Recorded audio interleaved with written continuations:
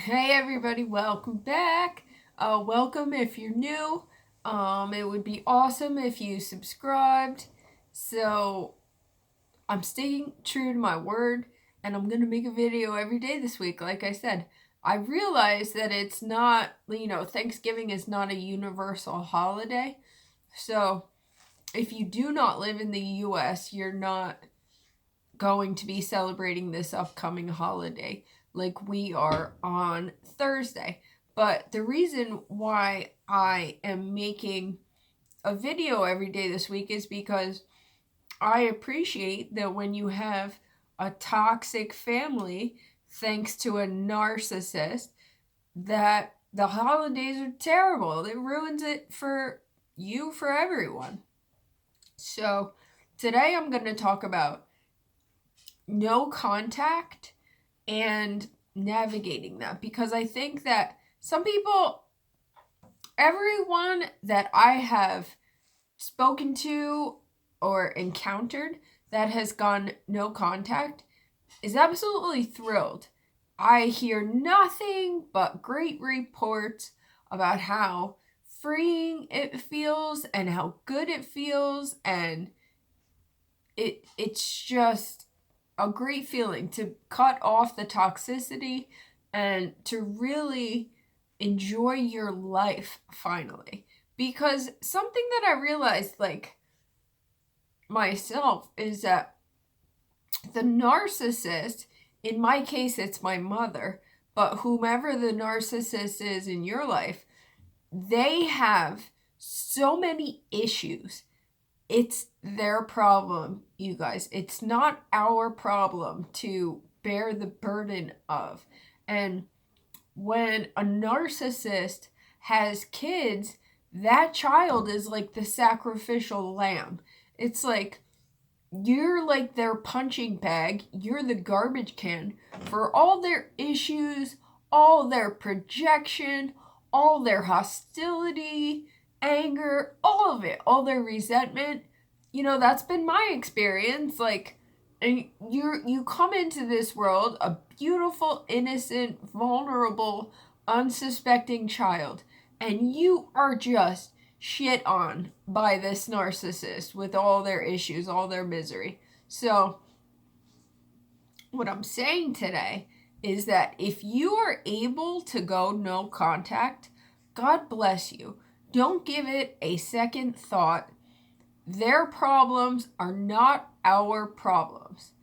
That's my message. It's like, if you can go no contact, easily extricate yourself from the situation, God bless you. Run, don't walk, and never look back. It's absolutely worth it.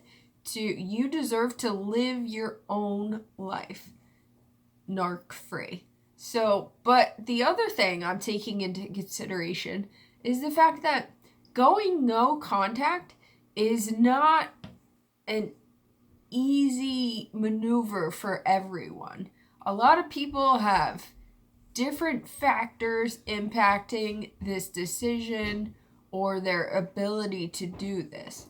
So, what I'm saying is, like, in honor of the upcoming holidays, is that this is my experience. I have been navigating no contact since, I'm going to say, like August, or really since the beginning of this year, since I learned about my children are home, since I learned about narcissistic abuse. Like I said, it's like once you have this information and you're able to identify that this is a thing, we're not crazy, that it's them, it's not us, that it's their issues, and this is something that they have been deliberately imposing on us all the while. Like, they're so covert and manipulative about it, you often, as the victim, just have this gloomy feeling of just negativity. You just have like this weight on your shoulders all the time, and you're like, oh, like you can't quite figure out where it's coming from. And when you learn about narcissistic abuse and you're able to identify the source of it, like, you know that your family's toxic, but when you are able to put a name to it and you realize that there's this whole other community out there, this population of people that have endured the same horrible treatment, it's like so validating.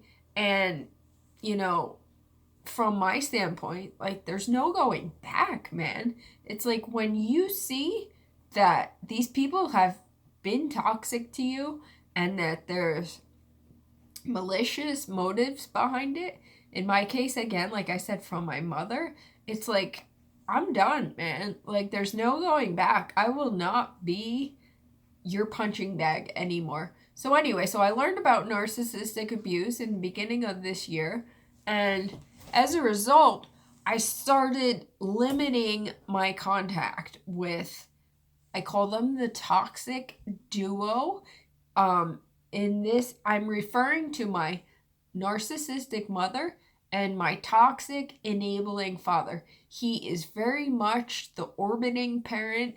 He has very much staked his case, like he sides with the narc mother, hell or high water. He will always choose her. He will, like, I think there have actually been times historically that I went to approach my father again, thinking that there was some hope there, like something to salvage.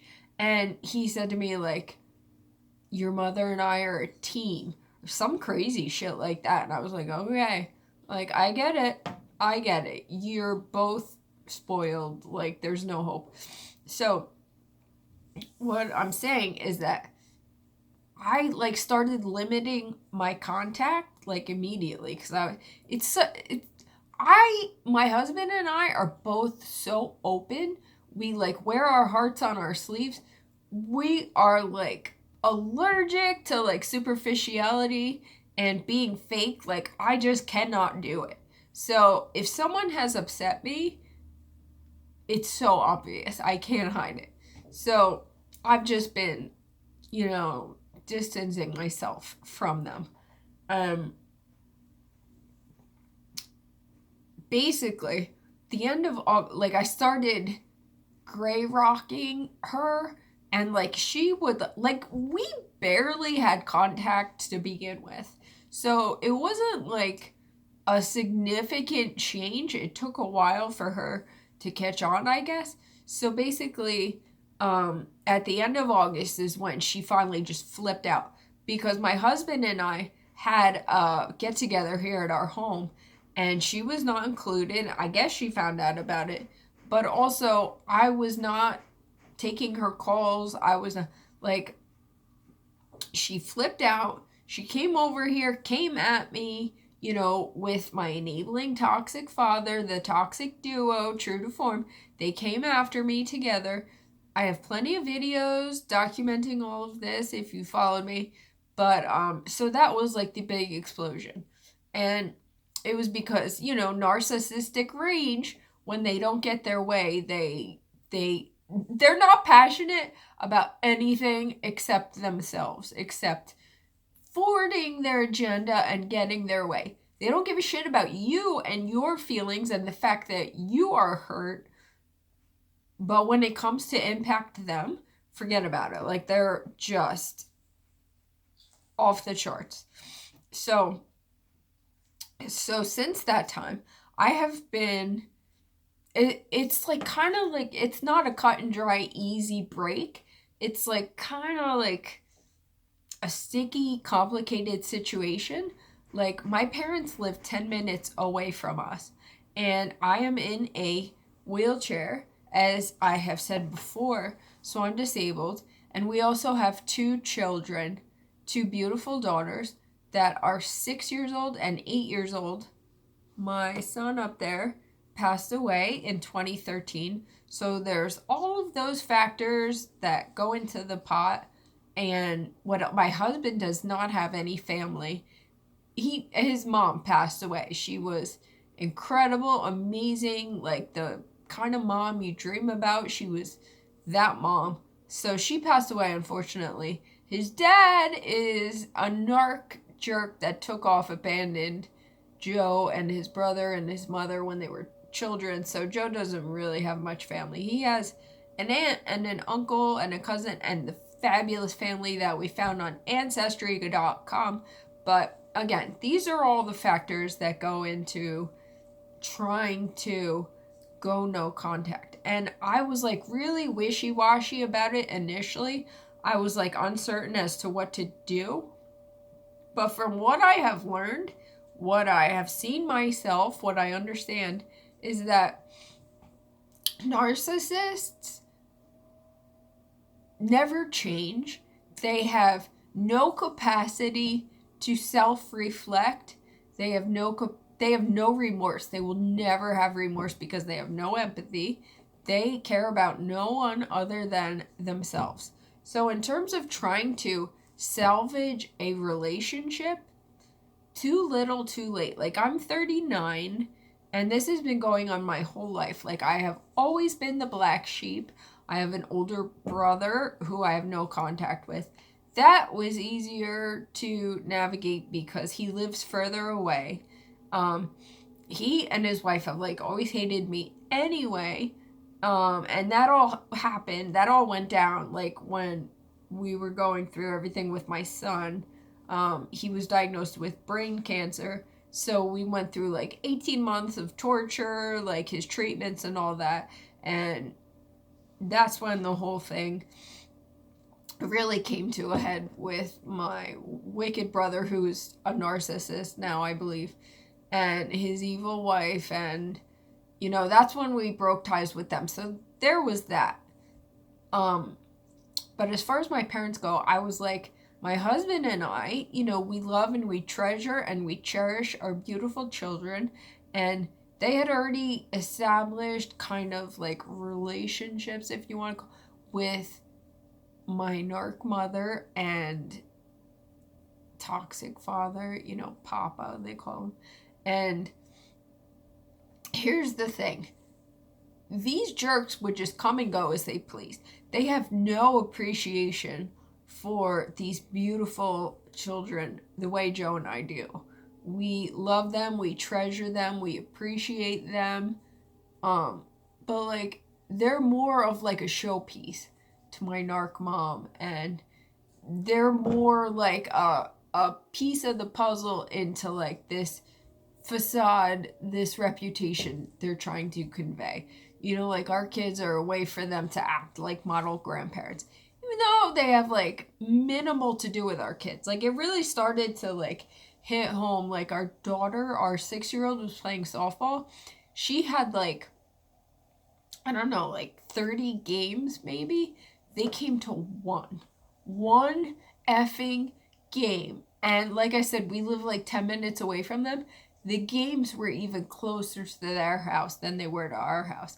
But these, it's so awful. It's so sickening. But anyway, so what I'm saying is that this factored into trying to navigate no contact wherever we're at right now. And what happened in August, like I said, with them coming after me and that whole narcissistic rage, it was disgusting. Like, their true colors came out loud and clear. Like, my enabling, awful thought. Like, my narc mother came to our home here. Like I said, I'm in a wheelchair, and I kept insisting that I did not want to entertain this conversation, and she kept persisting. No, we need to talk. And I was like, no, I'm fine, I'm good.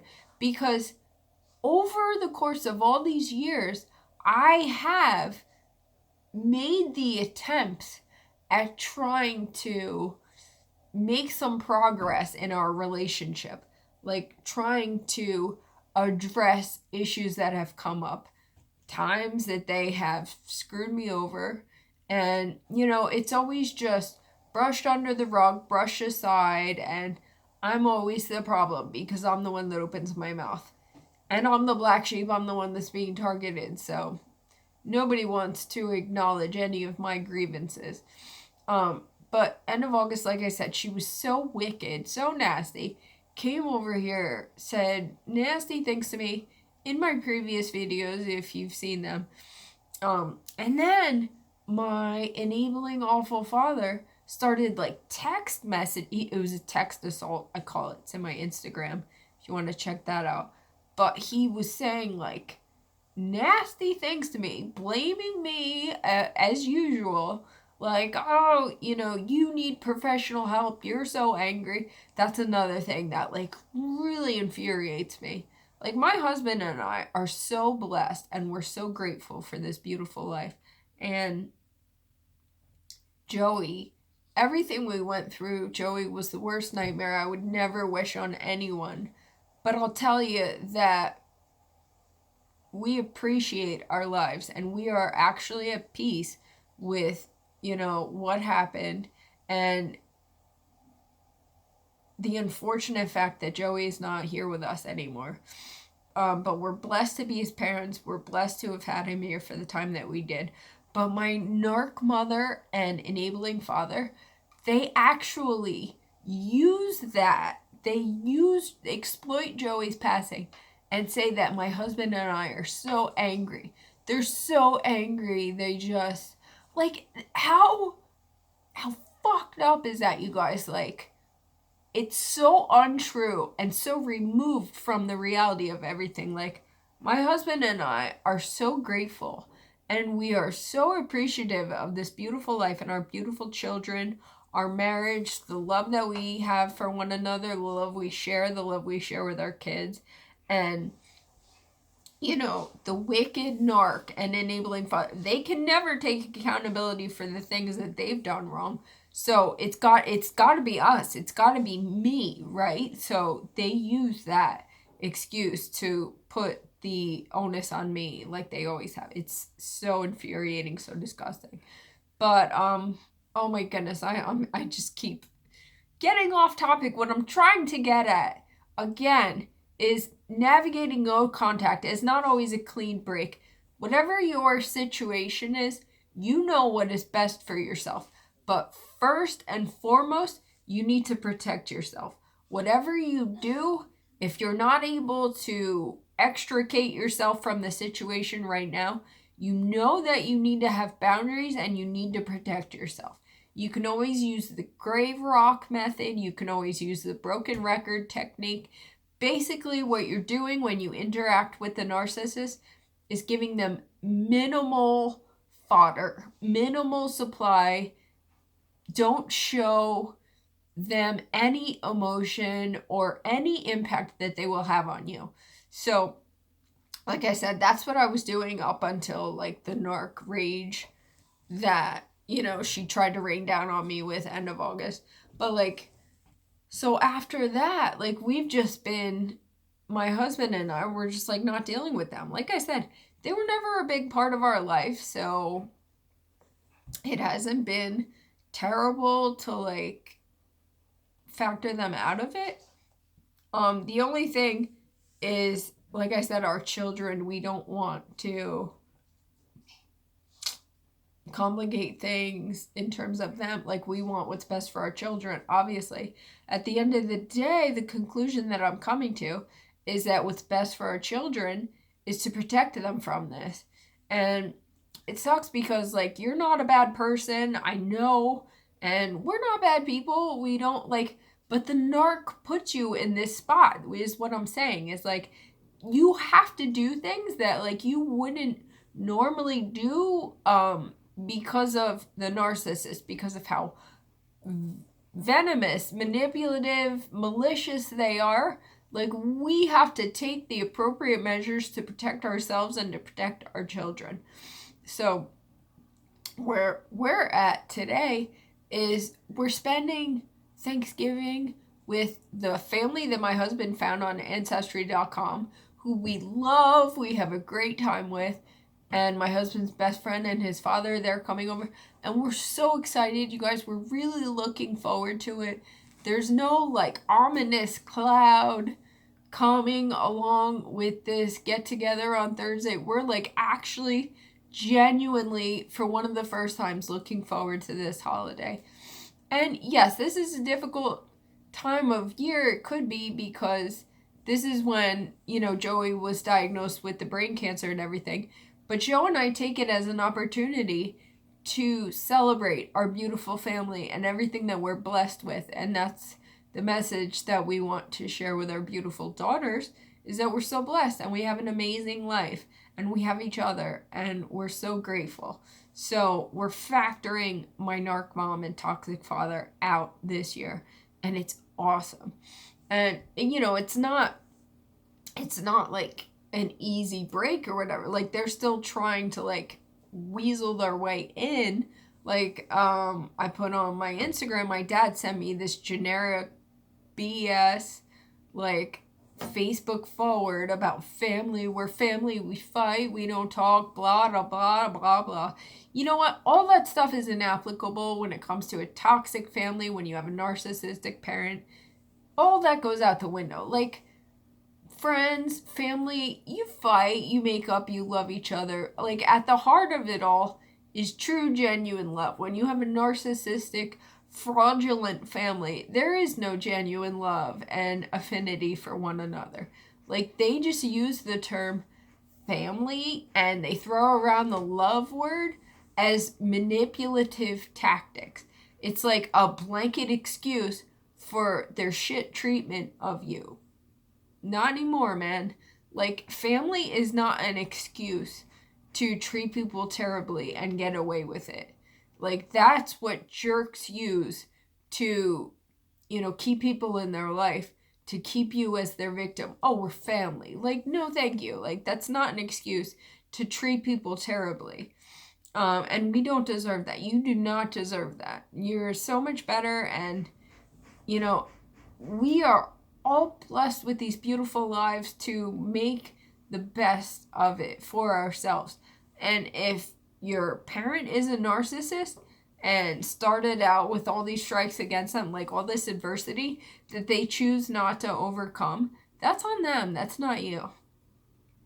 So we're super thrilled about Thanksgiving this Thursday. In 2 days, we're going to be narc free and we're freaking loving it. We're so ecstatic, thrilled, happy. It feels so good.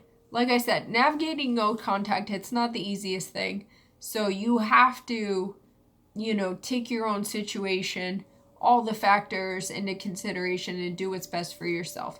But the best thing that you can do for yourself is to protect yourself with boundaries or whatever you need to do. You need to handle the narcissist in the appropriate way to keep them in their place so that they stop encroaching on your happiness and your well-being. That's all, you guys. So I'll see you tomorrow.